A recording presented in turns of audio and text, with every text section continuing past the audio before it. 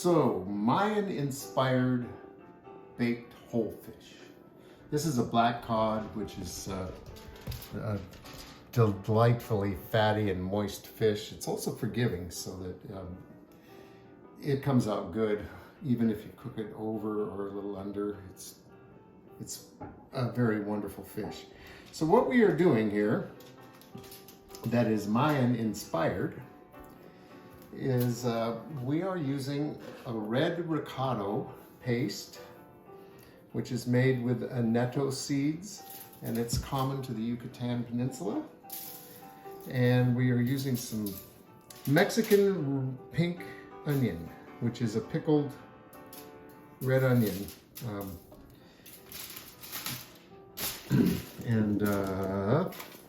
So we're gonna add a little acid through that. So all I'm doing right now is I'm gonna salt and it looks unhappy. Pepper the outside of the fish and the inside of the fish. I got that right. Yeah. Pepper. Yeah, you're gonna have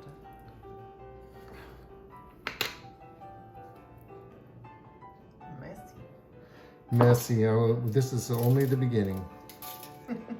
We're gonna get a lot messier.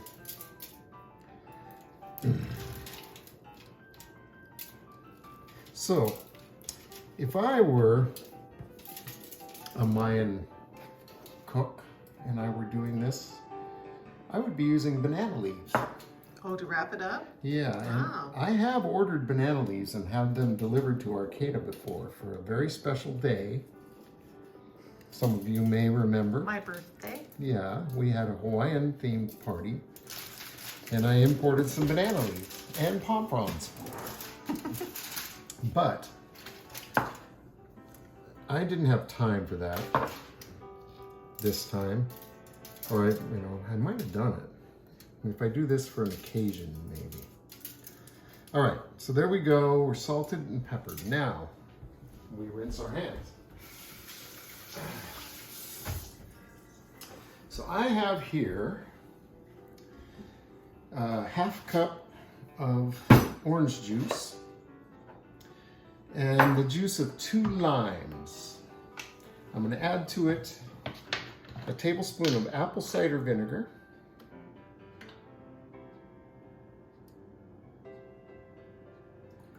and my Red Recado sauce. I looked up how to pronounce that. Oh, you filling your R's? Yeah. Ricardo? Mm-hmm. So I'm going to mix this in here. So we're doing a couple things here. I'm going to put this all over the fish. So we're thinning it down a little bit to make it a little more spreadable, but we're also putting all this liquid inside our banana leaf here. Your shiny banana leaf. Yes. They do say to put the banana leaf shiny side up, so I did.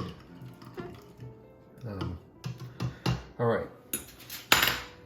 So I would kind of hope that would be a little thicker, but the liquid is going to steam this baby. So we're just going to get it on our fish.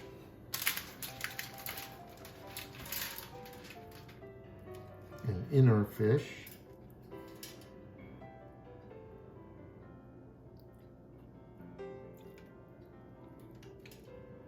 Hopefully without just washing all the salt and pepper out of there. Yeah, the chunks kind of went to the bottom of your... Yep, we'll get to them. We'll get them.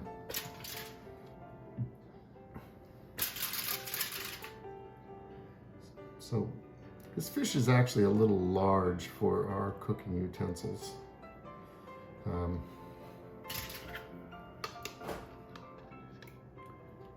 yeah, there's the red stuff.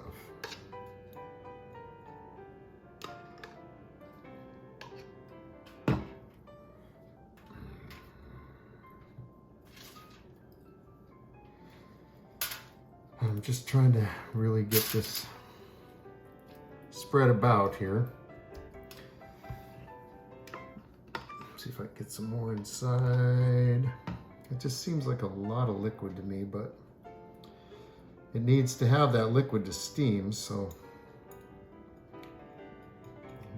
we'll see how much of it we use.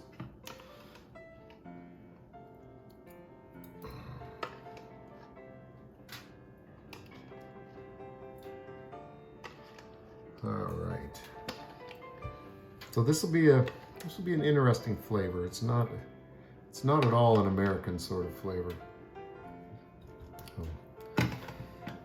Okay, next we are going to sprinkle some fresh oregano on this little package. And we just happen to grow oregano in our garden. So I have it. If you don't have fresh oregano, you could use ground oregano. And to be really fancy, if you had Mexican oregano, you could use that. So now, amongst our fish, we just want to put, I have 2 tomatoes sliced up here. And again, these are really just going to provide steam for the whole thing. And steaming it with flavor. And these tomatoes are from our greenhouse. And then we have some Serranos that are also from our greenhouse. And mostly just to add, I mean, look at how nice that looks now. It's got a little color. It's pretty good. And then we have our Mexican pink onion. And we're going to scatter some of this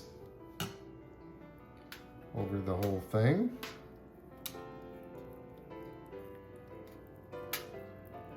It's a pretty color combination. Oh yeah. Looks beautiful. Probably all look kind of mushy when you're done, but Yeah, I don't. This is in here for the flavor. I don't know how edible any of this will be after it's done cooking. But man, it's pretty. And then I want to put a little more liquid in this. are you putting onions inside or? It doesn't really say to it. Oh, just on the outside, huh? Yeah. Oh, it's part of the steaming then. Yeah. I mean, it seems like it wouldn't be a bad idea, but. So then I'm going to add just a little more liquid. So my big challenge here is going to be to get this banana leaf to seal up. If it was a real banana leaf, I could do layers and I could tie them and whatnot, but this is going to be just making sure I get the foil tight. And that is everything that goes in there. So let me reorganize here and I'll come back and wrap that up. All right, so before we seal this up, we're going to add just a last little perk of salt and pepper to the whole thing.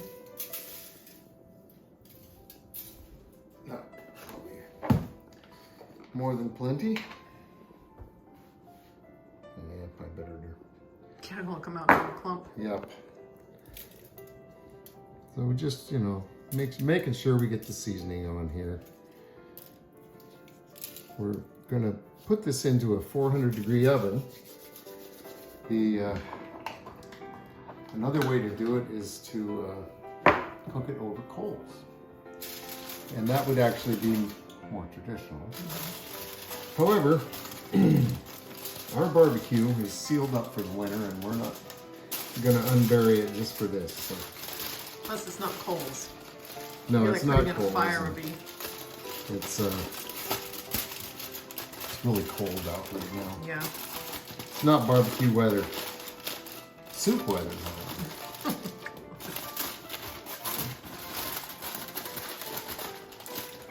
So I am going to try my best to get this airtight. And I've found with foil, if you can get the two edges together and fold them over, a couple times, you can really get a good seal.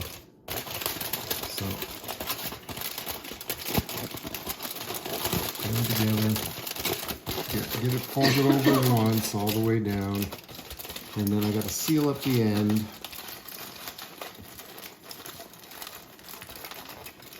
And then I'm going to fold this. Yeah, see, I'm going to fold it again because of things like that.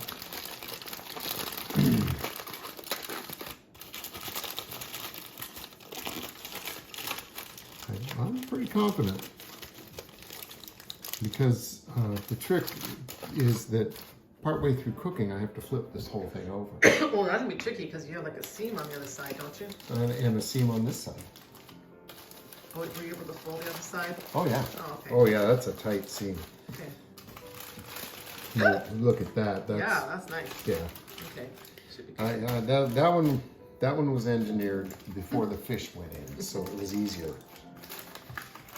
Okay, so 400-degree oven, 15 minutes, turn it over, 15 minutes, turn it over, probably 10 minutes on the third time. So 40 minutes cooking time. And then we'll see what we got. Okay, we made it through our first 15 minutes. So, I thought it would be worth videoing this because it could turn out to be a disaster. And if it's going to be a disaster, it's going to be colossal. And it's worth having a video of that, even if it's just for the blooper reel.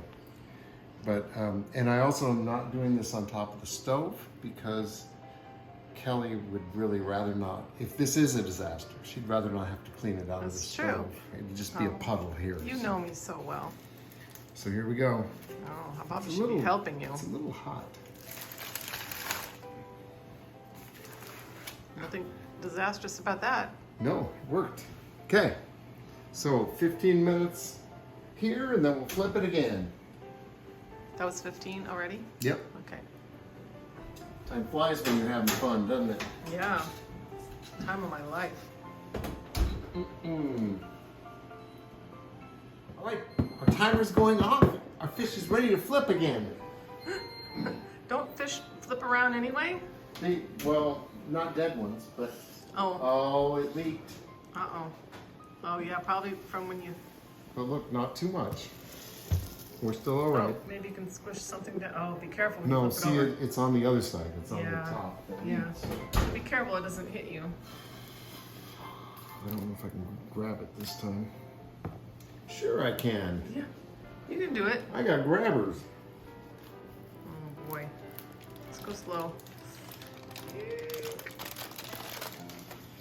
Oh yeah, your steam's coming out. Okay, but Can you push the thing down? see, we don't have to flip it anymore, so Oh, oh, oh. It's pooling. we're running that way. Okay. Okay. It's not a total disaster. I think it's working fine. We lost not much. It's a slow leak. It's one of those leaks where you can go to the filling station and keep your tire pumped up if you do that every time you drive. So, okay, so our last 10 minutes is done. Turn off the timer. Turn off the oven, actually. Ooh, it's hot in there. Yeah, watch out. And out comes Mr. Fish. our delicious dish.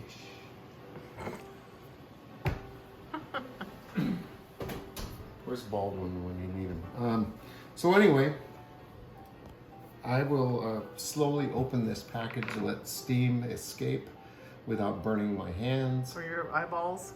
Yes, exactly. So we'll come back when that's been accomplished.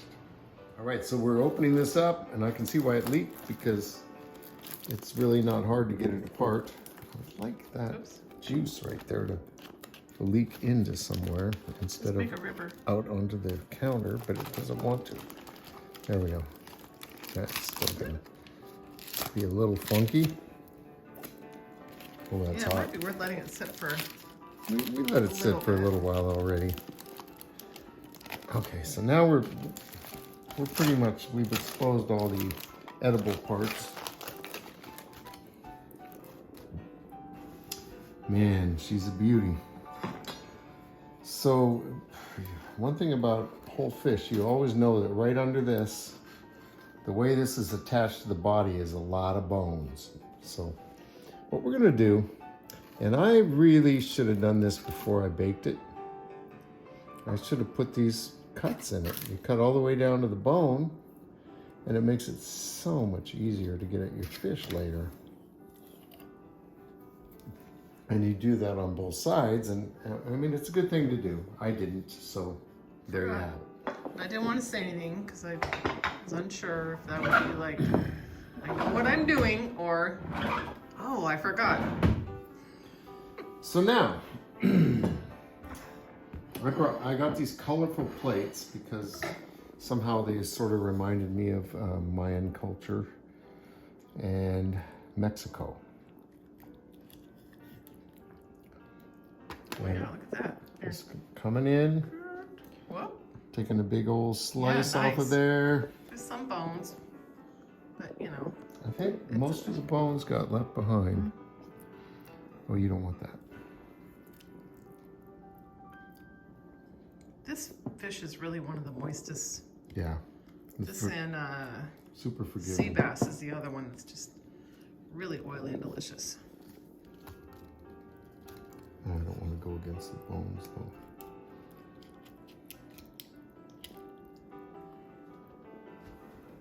Okay. That looks pretty perfect. Yeah, it does. I There's don't a know if that's lot. enough for a serving. All right, we'll start with that. I think it's probably enough. Why don't you go ahead and take a taste of that and see? Yeah, this is really delicious. Oh, you're taking a taste from there. Mm-hmm. Did you get a little spicy stuff in it? Yep. I can taste all this stuff going on in there, and yeah, this is really good. So,